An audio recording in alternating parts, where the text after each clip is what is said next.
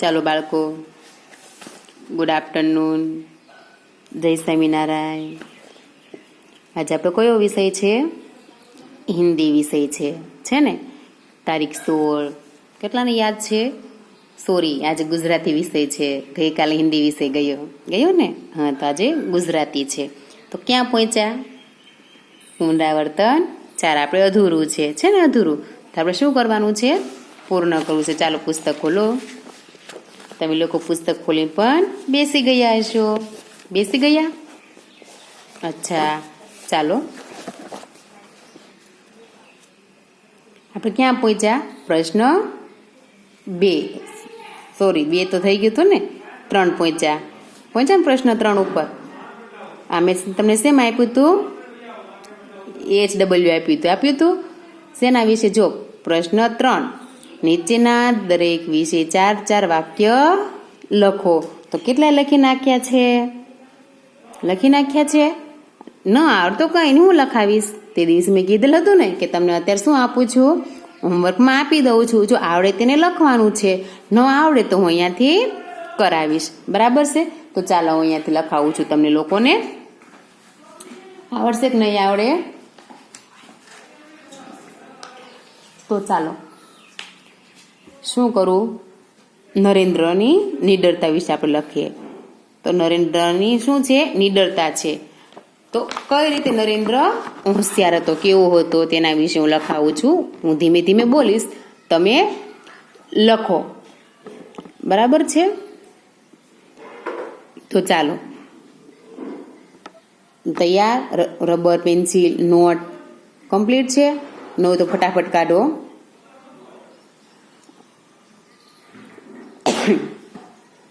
પ્રશ્ન 3 હેડિંગ મારો. હવે આ પ્રશ્ન પણ તમને મેં લખાવેલા જ હતા, એટલે તમારે પુનરાવર્તન 4 ને એવું કઈ લખવાનું આવશે નહીં આવે ને? કારણ કે તમે શેમાં લખ્યું છે? પાકી નોટમાં અથવા ઘરકામ નોટમાં લખ્યું છે. મોટે ભાગે હજી રિવિઝન આપણું શરૂ નથી, એટલે શેમાં લખવાનું છે? પાકી નોટમાં જ લખવાનું છે. બરાબર છે? તો ચાલો લખો. 3, નીચેના દરેક વિશે 4 વાક્ય લખો. નરેન્દ્રની નિડરતા. શું કહે છે? નરેન્દ્રની નિડરતા. લખાઈ ગયો 1 નંબર? તો એના વિશે લખાવું છું. બાળપણથી જ નરેન્દ્ર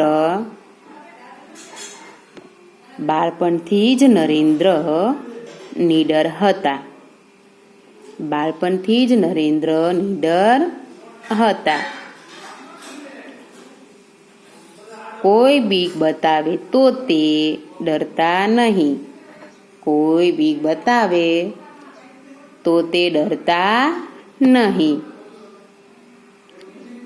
પહેલેથી બોલું. બાળપણથી જ નરેન્દ્ર નિડર હતા. કોઈ બીક બતાવે તો તે ડરતા નહીં.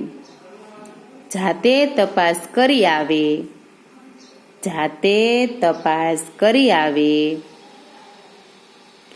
ઝાડ ઉપર રાક્ષસ રહે છે.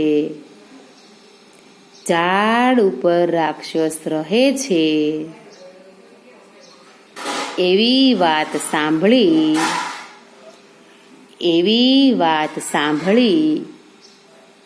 તે ઝાડ ઉપર ચડી ગયા.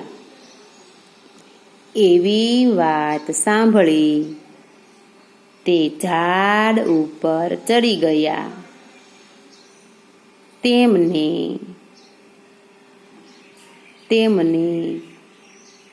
રાક્ષસ જોવા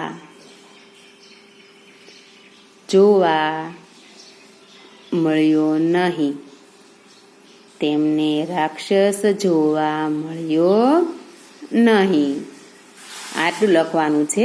ચાલો ફરીથી બોલું છું. જે બાળક પાછળ હોય તો લખજો, અને વચ્ચે કંઈ પણ ભૂલાઈ ગયું હોય તે પણ તમે ફરી લખી નાખજો.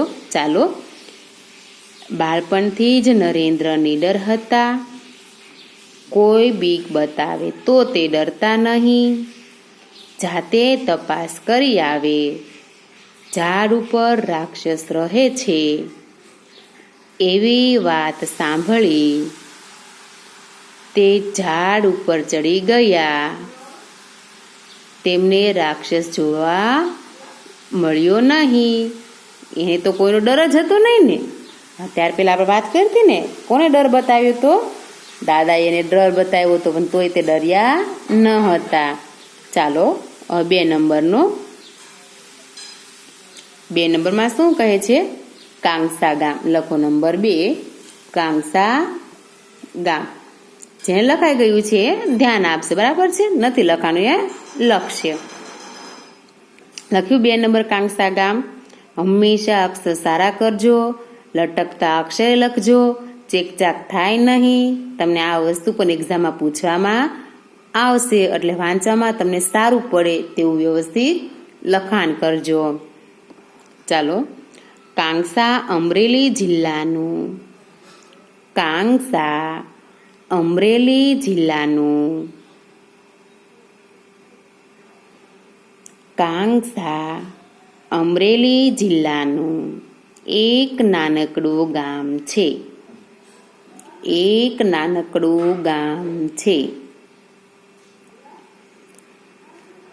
કાંસા અમરેલી જિલ્લાનું એક નાનકડું ગામ છે. એનો તાલુકો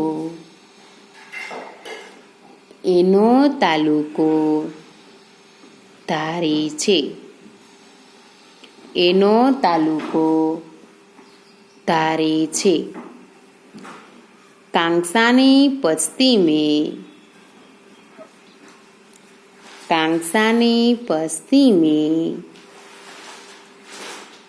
ગીરના ડુંગરા અને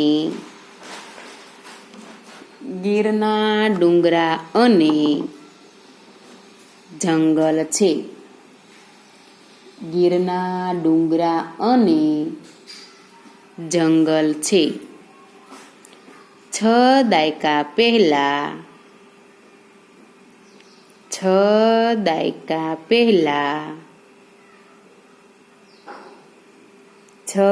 દાયકા પહેલા એ જંગલમાં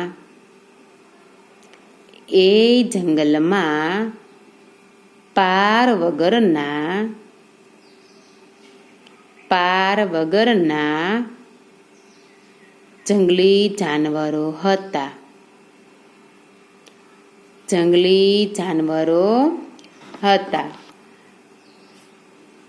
સિંહ પણ હતા.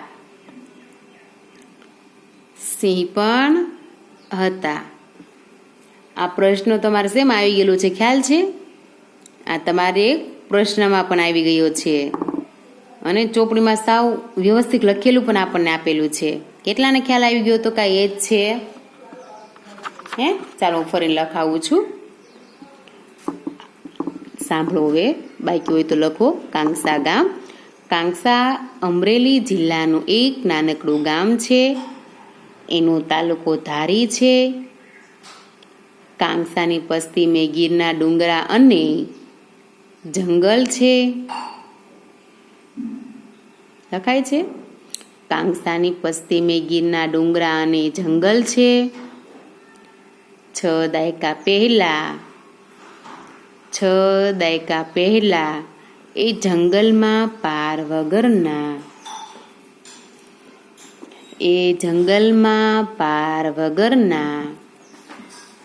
જંગલી જાનવરો હતા. સિંહ પણ હતા.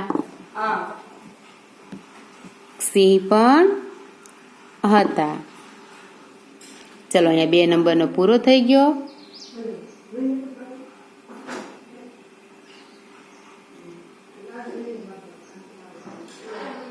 નંબર 2 નો પૂરો.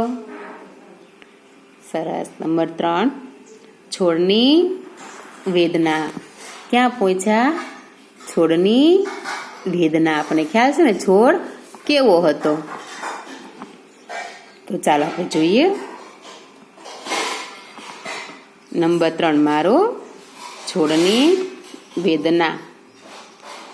છોડને મોટા થઈને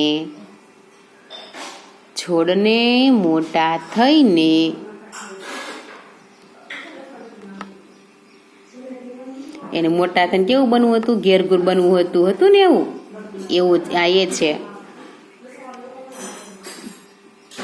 છોડને મોટા થઈને ઘેરઘૂર ઝાડ બનવું હતું, પરંતુ દિવસે દિવસે એ સુકાતો જતો હતો. પરંતુ એ દિવસે દિવસે સુકાતો જતો હતો. એને 2-4 પાંદડા હતા. એને 2-4 પાંદડા હતા. તે પાંદડા બકરી ખાઈ ગઈ. તે પાંદડા બકરી ખાઈ ગઈ. છોડ સાવ બોળો થઈ ગયો. છોડ સાવ બોળો થઈ ગયો. એને રડવું આવી ગયું. એને શું થઈ ગયું? રડવું આવી ગયું. તો ચાલો ફરી એકવાર જોઈ લઈએ. છોડને મોટા થઈને ઘેરઘૂર ઝાડ બનવું હતું, પરંતુ દિવસે દિવસે એ સુકાતો જતો હતો. એને 2-4 પાંદડા હતા. તે પાંદડા બકરી ખાઈ ગઈ. છોડ કેવો થઈ ગયો? સાવ બોળો થઈ ગયો. અને તે કેવો કરવા લાગ્યો? રડવા લાગ્યો. શું કરવા લાગ્યો? રડવા લાગ્યો. ચાલો આપણે આજે શું લખ્યું? 3 વિશે વાક્ય લખી નાખ્યા. પેલું નરેન્દ્રની નિડરતા, બીજું કાંકસા ગામ અને ત્રીજું છોડની વેદના. આ 3 આપણે લખાઈ ગયું છે. હવે બાકીનું જે છે પ્રશ્ન 4 એમાં ખરા ખોટા તમને આવડી જશે. આવડે તેટલું કરજો. બાકીનું શું કરવાનું છે હું અહીંયા કાલે કરાવીશ, બરાબર છે? પણ આનું તમારે શું કરવાનું છે? 3નું વાક્ય પાકા કરી નાખવાના છે. ઓકે, ચાલો આવતીકાલે આપણે પાછા ફરી મળીશું. ઓકે, કારણ કે અત્યારે બીજું આગળનું છે બધું પતી જવાનું નથી, એટલે આવતો પાછો પાર્ટ 4માં લઈ લઈશું, બરાબર છે? તો અહીંયા 4 લખી નાખો, બરાબર? ચાલો બાય, જય સ્વામિનારાયણ.